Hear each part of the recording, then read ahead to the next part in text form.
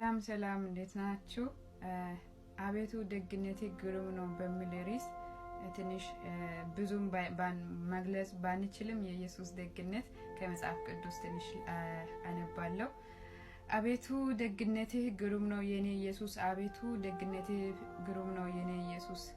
ምን ያህል ኃጢአቴ ብዙ ቢሆንም መቼ እንደ ኃጢአቴ ፈረድክብኝ። ሰዎቹ ሙሴም እንደዚች ያሉ ሴቶችን በድንጋይ እንዲወግሩ በሕጉ አዞናል፣ አንተስ ምን ትላለህ እያሉ አመጡኝ ወደ አንተ። አንተ ምን ያህል ኃጢአት ብትጠላም እኔን ግን አልጠላህም። በእኔ ላይ በተነሱት ከእናንተ ኃጢአት የሌለበት እርሱ አስቀድሞ ድንጋይ ይወርውርባት አልክ።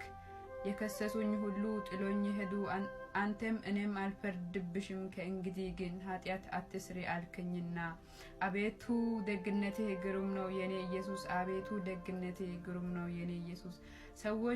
ሰዎቹ የሚያውቁኝ በኃጢአተኝነቴ ነው። ነገር ግን አንድ ቀን ወደ ኢያሪኮ ስትሄድ ለማየት ተጓጓሁት። ምን ያህል ቁመቴ አጭር ቢሆንም ጉጉቴ ግን አንተን ለማየት ነበረ። እኔም አንዲት ሾላ ዛፍ ላይ ወጣሁት። አንተም ቀና ብለህ ተመልክተህ ዛኬዎስ ሆይ ዛሬ አንተ ቤት መዋል ይገባኛልና ፈጥነህ ውረድ አልከኝ።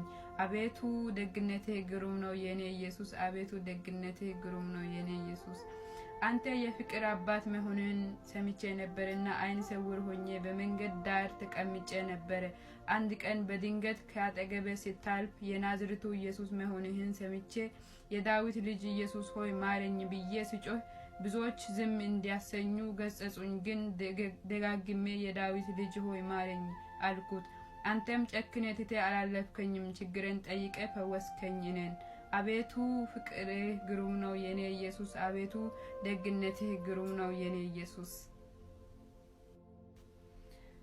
አንድ ቀን አባቴ ሆይ ከሀብት ድርሻዬን ስጠኝ ብዬ ሲጠይቅ ሰተኸኝ ሄድኩት ሩቅ አገር። ግን ብዙ ተቸግሬያለሁ ካንተ ተለይቼ። አንድ ቀን እንዲህ ብዬ አሰብኩት፣ ተነስቼ ወደ አባቴ ልሂድና እንዲህ ልበለው፣ አባቴ ሆይ በሰማይና በአንተ ፊት በድያለሁ፣ ከእንግዲህ ልጅህ ተብዬ ልጠራ አይገባኝም።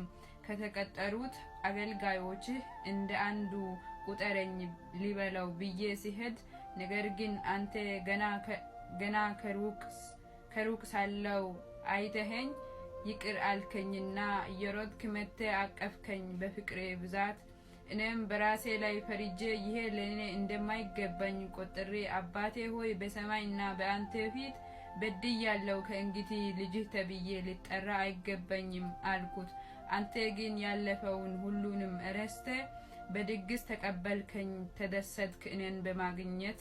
አቤቱ ደግነትህ ግሩም ነው የኔ ኢየሱስ፣ አቤቱ ደግነትህ ግሩም ነው የኔ ኢየሱስ። ተባረኩልኝ። እንግዲህ ተባረኩ።